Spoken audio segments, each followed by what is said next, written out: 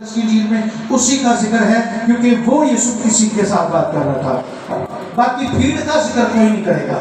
تو مرکز نے اور لوکا نے صرف اس شخص کا ذکر کیا جس نے یسوع مسیح کے ساتھ بات کی ہے. کلیئر؟ سمجھ آتی ہے بات کی؟ متی کی انجیل میں دو لوگوں کا ذکر ہے لیکن مرکز اور لوکا میں ایک شخص کا ذکر ہے کیونکہ یہ ایک شخص یسوع مسیح کے ساتھ باتیں کر رہا ہے. اور پھر اس کی کنڈیشن بیان کی گئی ہے کہ اس کی حالت کیا تھی. چلے آئیں اس شخص کی حالت کی طرف دیکھتے ہیں. ہم لوگوں نے اس کو پہلے بھی پڑھا ہوا ہے, اس ریفرنس کو پہلے بھی سنا ہوا ہے. آپ لوگوں نے اکثر اس کے بارے میں بات کی ہوگی, جانا ہوگا کہ ایک شخص ہے جو ننگا ہے اور قبرستان میں رہتا ہے اور اپنے آپ کو زخمی کرتا ہے. اس کا خون بہتا ہے, وہ ناپاکی کی حالت میں ہے, برہنگا ہے, برہنگی کی حالت میں ہے, بے یار و مددگار ہے. اور اس پر یہ اور زیادہ ظلم کہ بدروہوں سے مار کھاتا ہے, بدروہوں میں پڑا ہوا ہے.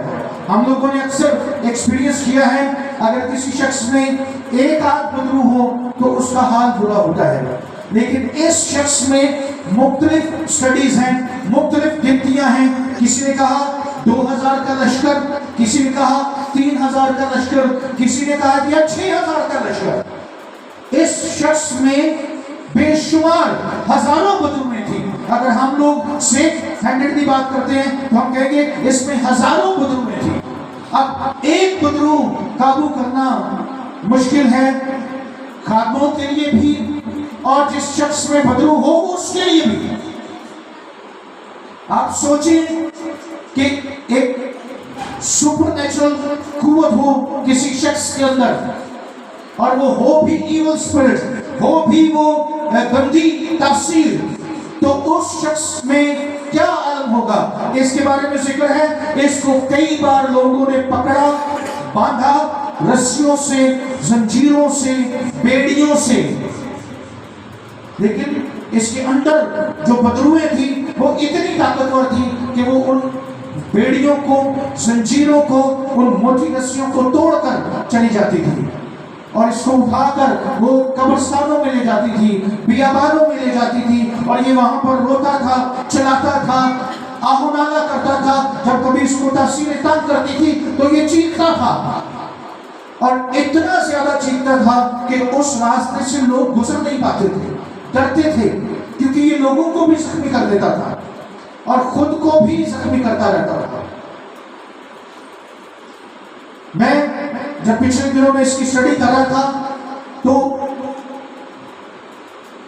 میں اس کے بارے میں اسٹڈی کرتے ہوئے مجھے پتا چلا, یا وہاں پہ لکھا ہوا تھا کہ یہ شخص اور ہم لوگ ایک جیسے ہی ہیں. میری بات سن رہے ہیں, میں آپ کو کیا کہہ رہا ہوں. somehow ہمارے بہت سارے لوگ اس شخص کی طرح کے. آپ کو معلوم ہے انسان ننگا کب ہوتا ہے؟ آدم اور حوا پہلے بھی ننگے تھے, مگر ان کو پتہ کب چلا؟ جب انہوں نے گناہ کیا, نافرمانی کی, خدا کی بات نہ مانی, تو ان پر ظاہر ہوا کہ وہ ننگے ہیں. اس کا مطلب ہے آپ میں جب ہم لوگ خدا کی بات نہیں مانتے تو ہم ننگے ہوتے ہیں. کیا آپ کے اور میرے گناہ کو ہماری مہنگی پوشاکیں ڈھانپ سکتی ہیں؟ سوال ہے. کسی شخص نے 10,000 کا, 15,000 کا, 20,000 کا سوٹ پہنا ہو اور راج کے گندا, شاید وہ انسانوں سے اپنی ناپاکی کو, اپنے برہنہ پن کو چھپا لے گا, لیکن خدا کے سامنے وہ کھلی کتاب کی مانند ہے. خدا اس کے ننگے پن کو دیکھتا ہے. تو سم ٹائم ہم بہت سارے لوگ در حقیقت ننگے ہوتے ہیں.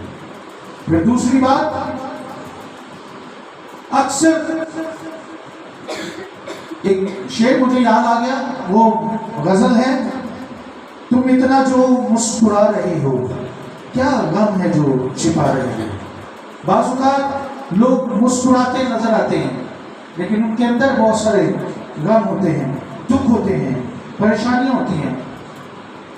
ہم somehow بہت زیادہ خوش نظر آتے ہیں، لیکن کیا معلوم، مجھے یاد آیا ہمارے بزرگ استاد روحانی باپ ڈاکٹر اسکر سور صاحب، جب ان کی مسز کا انتقال ہوا تو ہم لوگ 3 دن وہاں پہ کنٹینیوسلی رہے، اور وہ اپنے دوستوں کو امریکہ میں، یورپ میں اور پورے پاکستان میں فون کر کر کے کہہ رہے تھے کہ ہاں مایا آسمان پر چلی گئی ہے، آپ آ جائیں، ہم لوگ شام کو اس کا جنازہ کریں گے۔ اور جب بات کرتے تھے تو وہ ہنستے تھے، مسکراتے تھے، ہم لوگ حیران ہو رہے تھے کہ یہ کیا سین ہے، یہ کیا ہو رہا ہے، کس طرح ہو رہا ہے۔